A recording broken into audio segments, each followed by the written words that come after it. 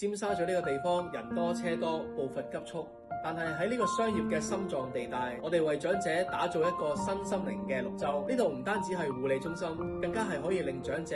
療愈、重拾活力嘅第二個屋企。喺室外嘅地方，我哋有魚池、花藝種植嘅地方，等長者可以放慢腳步喺戶外休息一下，仲可以呼吸一下新鮮空氣，同街坊傾下偈。專業嘅護理方面，